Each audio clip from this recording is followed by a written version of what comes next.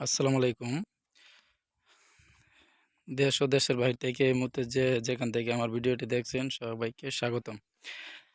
এইদিকে আমাদের এদিকে কয়েকদিন ধরে দীর্ঘদিন ধরে বৃষ্টি হইতেছে। প্রচুর বৃষ্টি। বৃষ্টির জন্য বাইর হওয়া যাইতেছিল না। এখন বের হইলাম, বের হয়ে দেখলাম মরিচ ক্ষেতে পানি নাই, কিন্তু ভিজা আছে। কিন্তু মরিচ গাছ হালাইছে।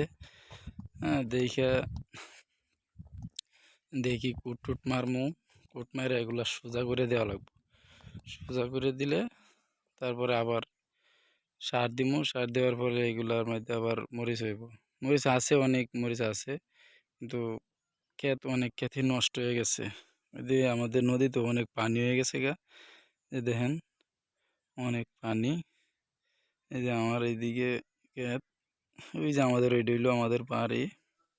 ওই যে মরিচ দেখেন কি পরিমাণ মরিচ হয়েছে, কিন্তু এই যে প্রবল বৃষ্টি হওয়ার কারণে গাছ নষ্ট হয়ে যাইতেছে গাছ নষ্ট হয়ে যাইতেছে। এই কারণে এখন আসলাম, দেখলাম এই যে এগুলো হাইলে পড়ে গেছে। এগুলোর মধ্যে এখন কুট মারা ছিল, তা নিয়েও পড়ে গেছে। এখন এগুলোর মধ্যে আবার কুট মারমু, কুট মারে দিয়া তারপরে আবার দেখেন কত পরিমাণ মরিচ, দেখেন কি পরিমাণ যে মরিচ হয়েছে। এই কারণেই এইগুলা বাতাসে হালাইছে, বাতাসে পড়ে গেছে। এখন কুট মাইরা এগুলো আবার সোজা করে দিতে হইব। দেওয়ার পরে যদি রোদ উঠে, রৌদ্র ওঠার পরে এগুলোর মধ্যে সার দিতে হবে। সার দেওয়ার পরে যদি আবার মরিচ তোলা যায় আর কি। দেখেন কি পরিমাণ মরিচ, দেখেন আসলে এন থেকে এই ক্ষেতটা তো মোটামুটি ভালোই আছে। এই ক্ষেতটার দিকে, এই ক্ষেতটার মধ্যে মরিচও আছে। হ্যাঁ, এই জমিটা আমরা ক্ষেত বলি আর কি, জমিটার ক্ষেত বলি। এই জমিটার মধ্যে মোটামুটি মরিচ ভালোই আছে, কিন্তু আমার আর একটা জমি আছে, ওইটা তো একবারেই শেষ। তো ভালোই ধান ক্ষেত ভালোই আছে। দেখতে পরে ঘুরে দেখলাম যে ধান ক্ষেত মোটামুটি ভালোই বলছে, মোটা হয়েছে, গোছাইছে। হ্যাঁ, নদীর মধ্যেও দেখলেন আপনারা যে নদীর মধ্যেও পানি আয়া করছে কেবল চৈত্র মাসে। এখন চৈত্র মাসে যদি নদীর মধ্যে পানি এসে যায়, তাহলে বাদ বাকি দিন তো পড়ে রয়েছে। হ্যাঁ, দেখেন এই যে আরেকটা ক্ষেত, এটা হইলো আরেকটা ক্ষেত আমার।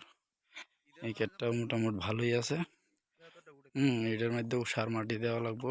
সার দেওয়ার পরে আবার এও করা লাগবো।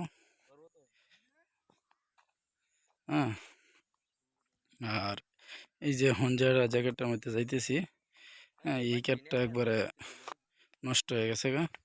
এটা গাছগুলো মারা গেছে একবারে। হ্যাঁ, বেশি পানি হয়েছে, বৃষ্টি হয়েছে তো এদিকে পানিটা নামতে পারে নাই। এই যে দেখেন একবারে গাছগুলা একবারে মারা গেছে।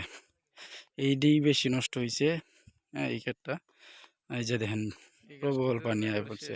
কেবল চৈত্র মাস, এখনই নদী পড়ে গেছে গা পানি।